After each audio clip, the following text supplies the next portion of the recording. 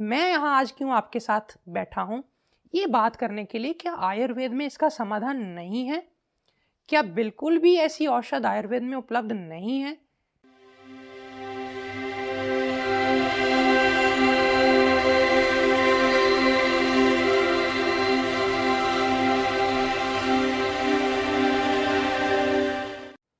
पिछले काफ़ी समय से हम और आप, पूरी दुनिया कोरोना से लड़ रही है।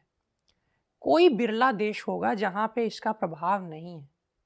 कह सकते हैं कि इसकी लहर आई, या फिर एक ऐसी विधि पता चल गई जिससे हम वायरसेस को जांच सकते हैं, या एक पर्टिकुलर वायरस को जांच सकते हैं, और हम उसके प्रति सजग हुए और काफ़ी ज़्यादा मात्रा में उसमें हमें ये लगा कि ये फैल रहा है।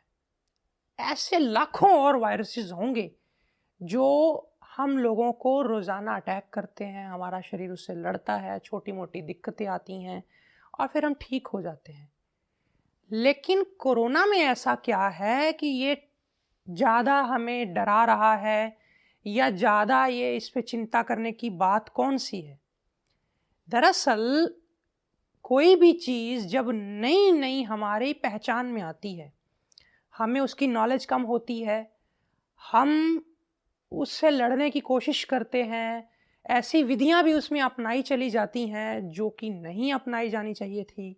समय के साथ फिर बहुत नुकसान उठाने के बाद इंसान को पता चलता है ऐसे नहीं, ऐसे करना था। आप पुराने वायरसेस को ही उठाकर देख लीजिए, जब वो नए नए आए तो बहुत लोगों ने अपनी जान गंवाई, बहुत नुकसान हुआ। फिर जाके पता चला नहीं, ऐसे अगर ऐसे ठीक कर दे तो जल्दी ठीक हो जाना था। फिर तो डरने की बात ही नहीं थी। और अब वो जो पुरानी बीमारियां अब अगर किसी को हो जाएं तो इंसान कहता है अच्छा तुम्हें वो हो गई है, कोई नहीं, तुम ये कर लो, रेस्ट करो, ठीक हो जाओगे। अब भी हालात ऐसे हैं कि बार बार मीडिया में एक ही चीज़ जब हम सुन लेते हैं तो घबराहट होना स्वाभाविक है। खैर, ये बातें अलग हैं। मैं यहाँ आज क्यों आपके साथ बैठा हूँ ये बात करने के लिए, क्या आयुर्वेद में इसका समाधान नहीं है? क्या बिल्कुल भी ऐसी औषध आयुर्वेद में उपलब्ध नहीं है? दरअसल आयुर्वेद में बहुत सारी औषधियां हैं जो कोरोना से लेकर के इसके आने वाली स्ट्रीम्स तक, और जो वायरसेस जिनके बारे में मनुष्य और हम सब आप लोग परिचित भी नहीं हैं, उन सब से लड़ने के लिए सक्षम है, समर्थ हैं। प्रकृति ने हमें क्या नहीं दिया, और उसमें भी आयुर्वेद ने हमें किस चीज़ की समझ नहीं दी अब तक। हर चीज़ उपलब्ध है। कमी कहाँ रह गई? कमी हमारे अपने इंटरेस्ट में रह गई। सरकारों ने अपना जोर लगाया, चूंकि एलोपैथ का जो एक एडवांसमेंट है वो हर जगह पे उपलब्ध है। एलोपैथ के ऊपर फंड्स भी ज़्यादा लगे हैं, मॉडर्न मेडिकल साइंस के ऊपर उसके टीम भी बहुत बड़ी है। तो मुख्य जिम्मेवारी उनको दे दी गई कि आप इससे लड़िए, आप इससे लोगों को बाहर निकालिए, जो कि उनके लिए गर्व का विषय है। हम भी उनके साथ हैं। हम उनको अकेला या वो हमसे कोई अलग हैं ऐसा हम उनको कभी भी एहसास नहीं होने देंगे। लेकिन आयुर्वेद इसमें बहुत पीछे रह गया मेरे ख्याल से। शुरू शुरू में सरकार की गाइडलाइंस थी कि कोई भी चीज़ आप अपने हिसाब से ना करें, जो गवर्नमेंट की गाइडलाइंस हैं उसी के हिसाब से चलें। और शुरू शुरू में आयुर्वेद के डिपार्टमेंट्स को, मंत्रालयों को फंड्स भी दिया गया, शायद नहीं भी दिया गया, मैं नहीं जानता, लेकिन बड़ी उम्मीद सी बनी थी कि कोई खबर आएगी, कोई अनाउंसमेंट होगी, कोई रिसर्च होगी जिससे कि हम किसी निष्कर्ष पर पहुंचेंगे। शायद हुई भी हो या हो रही हो, उनको लगता हो कि हमने कर दी है, लेकिन हर किसी के कानों तक नहीं पहुंची। कुछ एक संस्थाओं ने उस पर काम किया, बड़ा काबिले तारीफ है, उनको विरोध भी सहना पड़ा। उसके बावजूद भी ये कह दिया जाए कि वो रिसर्च उनकी कंप्लीट हो गई है, ऐसा नहीं है। आयुर्वेद में हमारे ऋषियों के बनाए कई फार्मूलाज, कई ऐसी उपचार पद्धतियाँ, औषधियाँ जो क्लासिकल हैं, जो ऋषियों की बनाई गई हैं, जो वायरसेस आप आज इनका नाम ले रहे हैं, इनसे लड़ने की बातें कर रहे हैं, उन्होंने उसके लिए पहले ही ईजाद करके रख दी हैं। कमी कहाँ रह गई कि हम और आप लोगों को उसकी अवेयरनेस नहीं है। चिकित्सकों में भी एक डर था या है, या एक अपने आप में एक अकेलापन है कि मैं अकेला क्या कर लूँगा, मेरे पास इतनी टीम नहीं है, मेरे पास इतने एडवांस इंफ्रास्ट्रक्चर नहीं है कि मैं एडवर्स या मैं बहुत ज़्यादा जब क्रिटिकल सिचुएशन किसी पेशेंट की हो तो उसको टैकल कर पाऊँ। ऐसे में हर आयुर्वेद का चिकित्सक अपने आप को उससे दूर रखना ही पसंद करता है कि चलो ठीक है, मैं क्यों बेवजह किसी मसले में या किसी चीज़ में अपने आप को डालूं। तो यहाँ पे हर इंसान जब अपनी रिस्पॉन्सिबिलिटी समझता तो है लेकिन कुछ मजबूरियों के कारण पीछे हटता है, तो फिर पूरी परंपरा, पूरी पद्धति, पूरा का पूरा कल्चर, पूरी की पूरी आयुर्वेद की जो एक हमारी शैली है, जो हमारा एक चिकित्सा का एक ढंग है, प्रणाली है, वो पीछे आ जाती है। ऐसे में चंद लोगों के ऊपर दुनिया की नज़रें टिकी हुई होती हैं कि शायद ये कुछ करेंगे। कुछ लोग करते हैं, कुछ लोग कर पाए, कुछ लोग नहीं कर पाए। मैं भी सोच रहा था मैं कुछ करूं, लेकिन सरकार की गाइडलाइंस, हमारे जो संविधान कहेगा हम उसके साथ हैं। लेकिन कल का दिन मेरे लिए ऐसा था कि मैंने, अब पता नहीं ये चीज़ कितनी नेचुरल है, कितनी चीज़ बढ़ाई जा रही है या वाकई में है, होगी भी। जाहिर सी बात है, जो बीमार है, जिसके फेफड़े कमज़ोर हैं, जिसको कह सकते हैं कि बीमारियां जल्दी पकड़ती हैं, जो बहुत ज़्यादा बीमारियों में पहले ही घिरा हुआ है, उस व्यक्ति को बहुत प्रिकॉशन लेने की ज़रूरत है कोरोना या किसी अन्य वायरस की चपेट में यदि वो आता है तो। और ऐसे में वैक्सीनेशन के खिलाफ मैं हूँ, मैं ऐसा नहीं कह रहा, लेकिन क्या सिर्फ वैक्सीनेशन ही बची है हमारी दुनिया में हम लोगों को बचाने के लिए? क्या हम उस पे ही सिर्फ इतना विश्वसनीय अपने आप को लायक करा सकते हैं? क्या आयुर्वेद में ऐसा कुछ नहीं है? बहुत कुछ है, लेकिन हम और आप लोगों को, जो चिकित्सक हैं आयुर्वेद के, जो बड़े जाने माने इंस्टीट्यूट्स हैं, उनको थोड़ी अपनी पीठ थपथपानी पड़ेगी खुद ही, उनको थोड़ा आगे आना पड़ेगा। इसी मकसद से मैं आज आप लोगों के बीच में आया हूँ, कुछ बातें शेयर करने के लिए। मुझे ये बहुत पहले शेयर कर देनी चाहिए थी, माफ़ी चाहूँगा। मुझे लगा कि नहीं, मुझे भी इस चीज़ में नहीं पड़ना चाहिए, सरकार कर लेगी, हम उनका सम्मान करें, जैसे वो करें कहें। लेकिन मैंने देखा कि आयुर्वेद की परंपरा में इतना कुछ होने के बावजूद भी हम उसे उपयोग में नहीं ले रहे हैं। तो ऐसा महसूस हो रहा था जैसे कि नीचे कोई हीरे की खादान हो और उस पे हम मट्टी डाल करके बैठे हैं और रो रहे हैं गरीबों की तरह कि हमारे पास खाने के लिए कुछ नहीं है, हमारे पास पैसा नहीं है, हम क्या करें। ठीक ऐसी ही मेरे अंदर भावना, फीलिंग आ रही थी। तो मैंने सोचा मैं एक चिकित्सक भाई बहनों को एकत्रित करूं, अपने साथ जोड़ूं और उनको अपना संदेश, अपनी अपनी अपनी व्यक्ति मैं साझा करूं कि वो लोग ऑथराइज हैं पूरी देश दुनिया में प्रैक्टिस के लिए। वो लोग, मेरे पास इतनी टीम नहीं है, मैन पावर नहीं है अभी फ़िलहाल के लिए, परमात्मा करे मैं भी काम कर रहा हूँ कि ये धीरे धीरे हम इस सेवा को अपनी हर घर पहुँचाएँ, घर घर पहुँचाएँ, दुनिया के आखिरी दरवाजे तक पहुँचाएँ। लेकिन फ़िलहाल के लिए क्या किया जाए? फ़िलहाल के लिए हम और आप लोगों को एकजुट होना पड़ेगा। तो आइए जानते हैं हमें क्या करना पड़ेगा इस कोरोना से लड़ने के लिए, इसे दूर करने के लिए, इसे खत्म करने के लिए, लोगों को इससे बाहर निकालने। सबसे पहले ये देखना होगा कि हमें 3 भागों में उपचार को बांट लेना चाहिए। एक प्रिकॉशन, जो कि रोग आने से पहले ही, जब रोग का पूर्व रूप तैयार होता है या उससे भी पहले की अवस्था में, हम उसको एज अ रसायन कह दें, एज अ उसमें हम लोगों की इम्यूनिटी बढ़ाने के लिए कह दें, तब करना है ये उपचार। इसमें हमने क्या करना है, इसमें आप लोगों के पास सैकड़ों दवाइयाँ होंगी, लेकिन मैंने अपनी चॉइस से 2-4 आइटम चुनी जो मुझे लगा कि 95% लोगों पे ये सही बैठ जाएंगी, बिना किसी साइड इफ़ेक्ट के, बिना किसी ज़्यादा उलझन के। तो उसमें सबसे ऊपर मुझे जो लगा वो था बनफसा। बनफसा का हालांकि हमने शरबत भी बनाया है और बहुत फार्मेसियां बनाती भी हैं। मैं कोई अपॉर्चुनिटी को कैश करने के लिए आपको वीडियो नहीं बना रहा हूं, मैं अवेयर करने के लिए बना रहा हूं पूरी जिम्मेदारी के साथ। इसलिए मैं कहना चाहूँगा, जो भी अच्छी फार्मेसी, जो भी अच्छा ब्रांड बनफसा शरबत को बनाए, आप उसे रिकमेंड कर सकते हैं एज अ प्रिकॉशन भी और एज अ ट्रीटमेंट भी। ये अगर किसी को कफ और म्यूकस की कंडीशन है तो गर्म पानी में, गुनगुने पानी में, जितना वो सह सके उस तरह के पानी में उसे 1 कप पानी में 4-5 चम्मच सुबह, दोपहर, शाम, दिन में 3 से 5 बार उसको सिप सिप करने के लिए पीने को दिए जा सकते हैं। ये 2 तरह के काम करेगा। एक तो ये इन्फेक्शन को दूर करेगा, फेफड़े की छोटे मोटे इन्फेक्शंस को ये पकड़ लेगा। साथ ही साथ ये फेफड़ों को मजबूत भी बनाएगा। हमारा ये जो जितना ट्रैक है, एपिगैस्ट्रियम पार्ट है, उसको भी मजबूत करेगा। और साथ ही साथ बनफशे की खासियत ही यही है कि हमारा ये फेफड़ों का मंडल है, जो जब ये ब्लड स्ट्रीम में जाता है उसके बाद इसका मेन फंक्शन जो है शरीर के पित्त को कम करना होता है और कफ को भी कम करना होता है। दोनों चीज़ें एक साथ करता है। जहाँ एक तरफ दूसरी दवाएं गर्मी कर जाती हैं, कई बार पेशेंट को हम कफ सुखाने की दवाइयाँ देते हैं, वहाँ ये सेफ है बच्चों से लेके गर्भवती महिलाओं तक।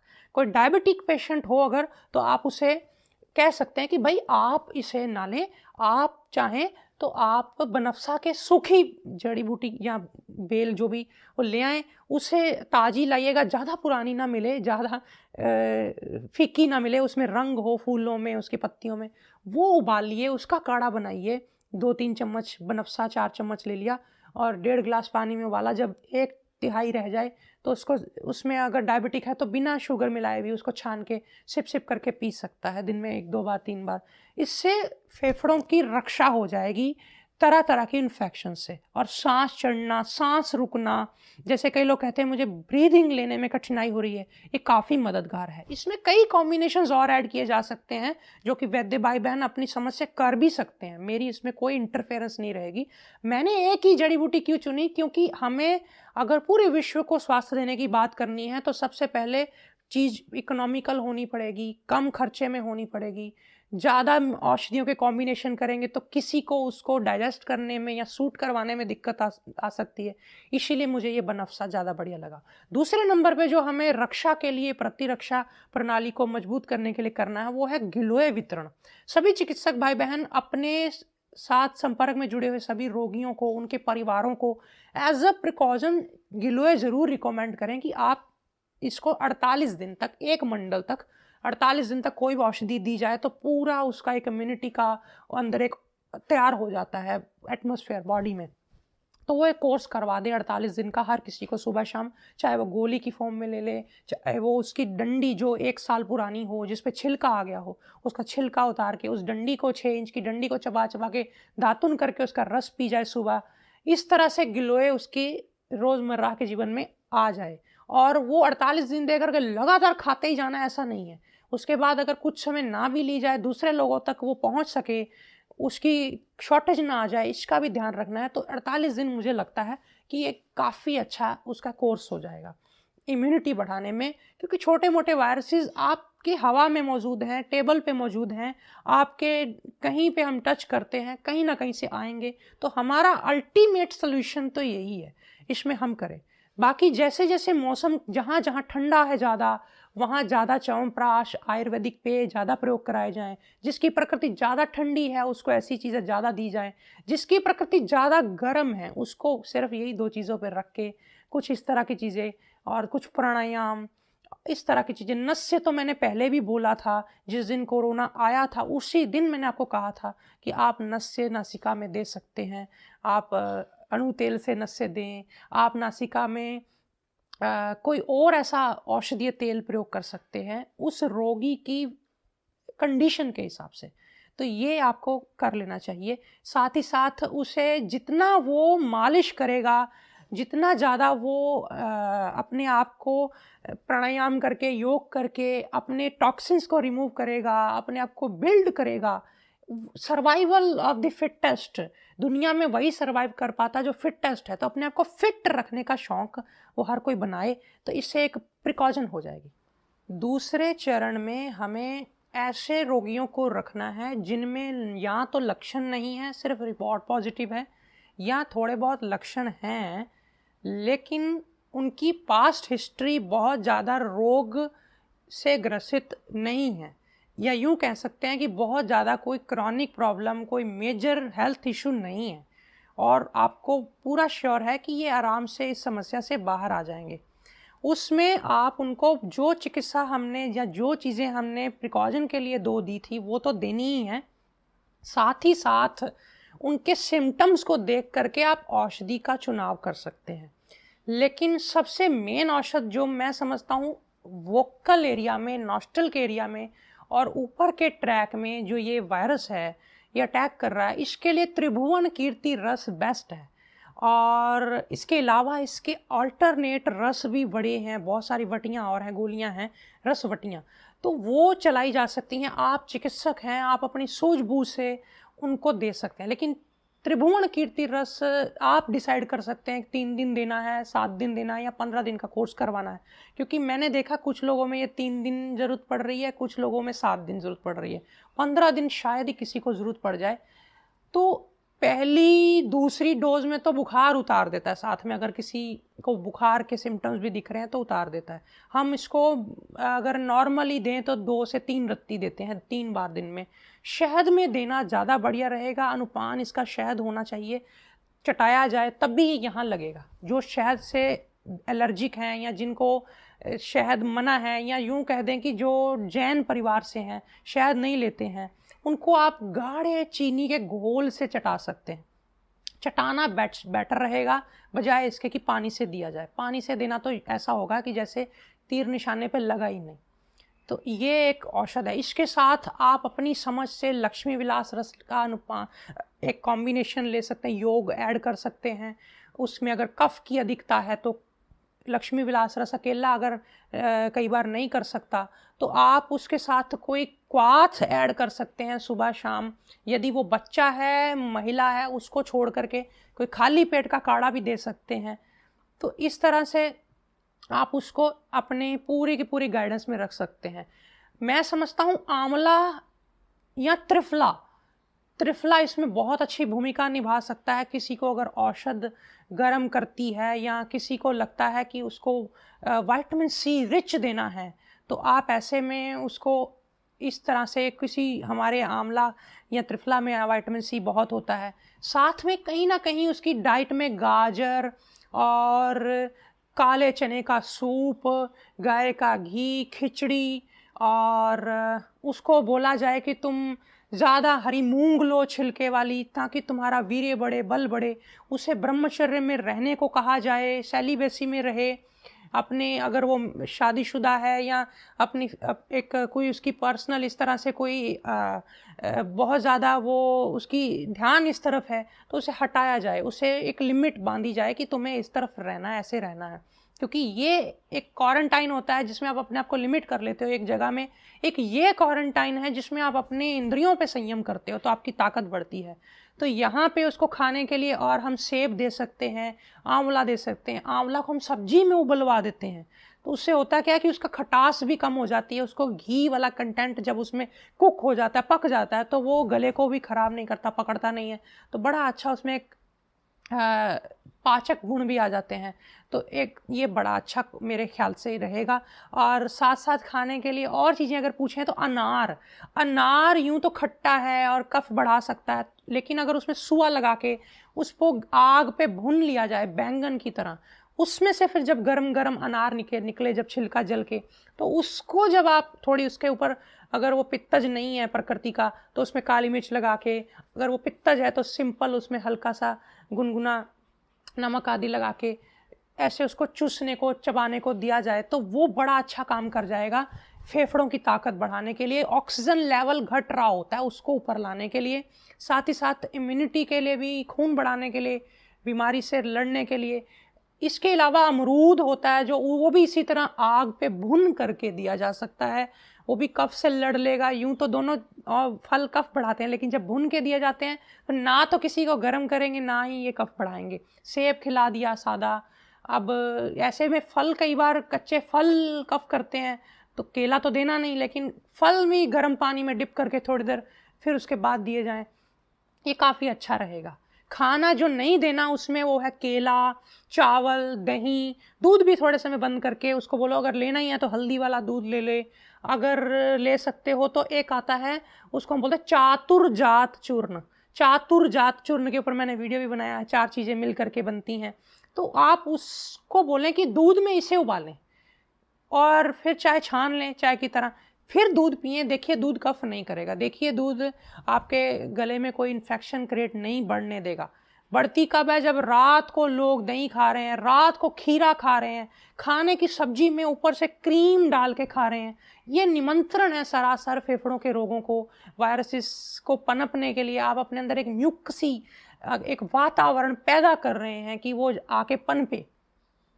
अगर आपका फर्स्ट लाइन ऑफ डिफेंस अच्छा काम कर रहा है तो नो डाउट अगर अंदर कोई वायरस जा रहा है तो आपकी इम्यूनिटी बॉडी किसको किल कर देगी। लेकिन अगर आपका वातावरण अंदर उस वायरस से लड़ने के कैपेबल नहीं है, आपने कुछ ऐसे आहार ले रखे हैं, आपको पता नहीं है आहार का संयम क्या होता है, तो आपको वायरसेस पकड़ेंगे ही पकड़ेंगे। यहाँ तक आपने जनरल एक लाइन ऑफ ट्रीटमेंट पूरा कर लिया। अब इसके बाद बारी आती है एडवांस ट्रीटमेंट की। हालांकि एडवांस ट्रीटमेंट के लिए आपको टीम में काम करना पड़ेगा, पूरे के पूरे हॉस्पिटल्स को एक तरह से एकजुट होकर के काम करना पड़ेगा। गवर्नमेंट के प्रोटोकॉल जो बने हैं, गवर्नमेंट की जो नियमावली है, उसको भी ध्यान में रखना पड़ेगा। लेकिन फिर भी मैं समझता हूँ कि आयुर्वेद में एडवांस ट्रीटमेंट जब किसी चीज़ की करनी है तो वहाँ पे कोई स्टैंडर्ड प्रोटोकॉल लागू नहीं होता, स्टैंडर्ड निर्देश लागू किए जा सकते हैं। कुछ information, knowledge, database, study, research provide कराई जा सकती है चिकित्सकों को कि आप ऐसा ऐसा कर लें, ऐसी सिचुएशन हो तो ऐसा कर लें, ऐसी सिचुएशन हो तो ऐसा कर लें। अगर ऐसे में मैं आपको बोल दूं कि स्टैंडर्ड कोई एक चिकित्सा का एक मेडिसिन यूज़ कर लो एडवांस लेवल की प्रॉब्लम में, तो मैं भी गैर जिम्मेदार गिना जाऊंगा और मैं भी आपको गलत गाइड करता हुआ गिना जाऊंगा, जो कि मैं नहीं करना चाहता। लेकिन आप चाहें तो मुझे कमेंट्स में इसी वीडियो के नीचे अगर आप चिकित्सक हैं तो आप मुझे बता सकते हैं, मेरे से कुछ पूछ सकते हैं, अपना अनुभव दूसरों से साझा कर सकते हैं। तो मिलजुल करके चर्चा करके हम फिर एक और वीडियो बनाएंगे जिसमें हम कुछ ऐसी बातें करेंगे, जिसमें हम कुछ ऐसी एडवांस लेवल की चीज़ों को कवर करने की बातें करेंगे। हालांकि मैं अंत में जाते जाते इतना ज़रूर कहना चाहूँगा कि ऑक्सीजन लेवल जब गिरे तो भीमसैनी कपूर या सादा कपूर अगर मिल जाए तो वो किसी कांच के मर्तबान में 2-3 टुकड़े 40-50 ग्राम की मात्रा में बंद करवा दिए जाएं, एक व्यक्ति के लिए एक।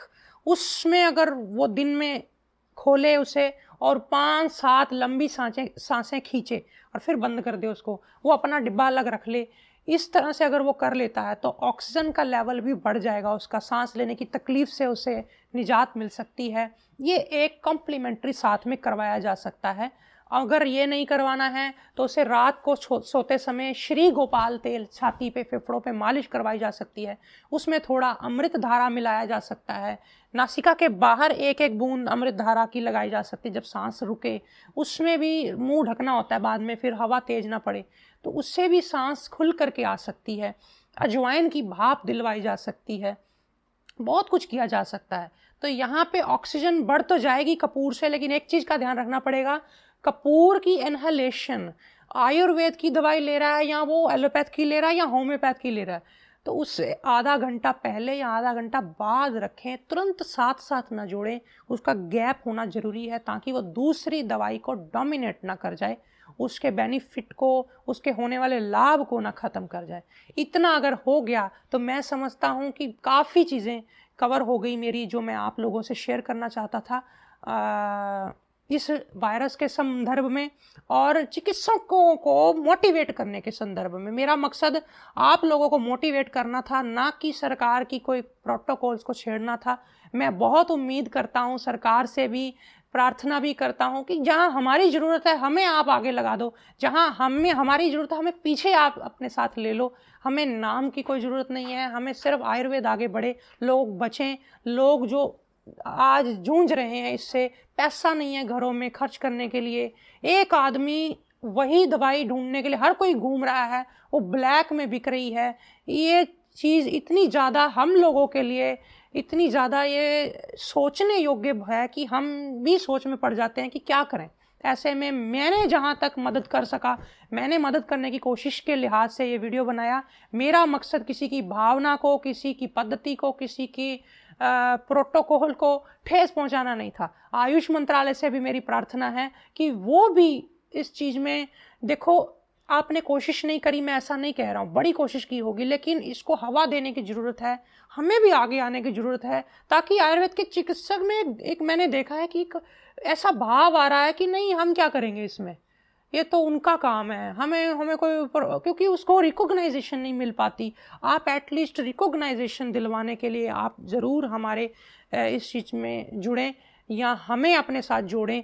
तो ये चीज़ हमारे लिए गौरव का विषय है कि हमारे ऋषियों ने इतना कुछ, इतने रसायन, इतनी चीज़ें दी हैं, और अगर 2, 4, 10, 20 हॉस्पिटल आयुर्वेद के कोरोना के लिए रिसर्च सेंटर बनाने भी पड़ जाएं, शायद बने भी होंगे, और उसमें अगर जान झोंक दी जाए तो बहुत कुछ हो सकता है। कोई भी समस्या इंसान के इंटेलेक्ट से बड़ी नहीं होती।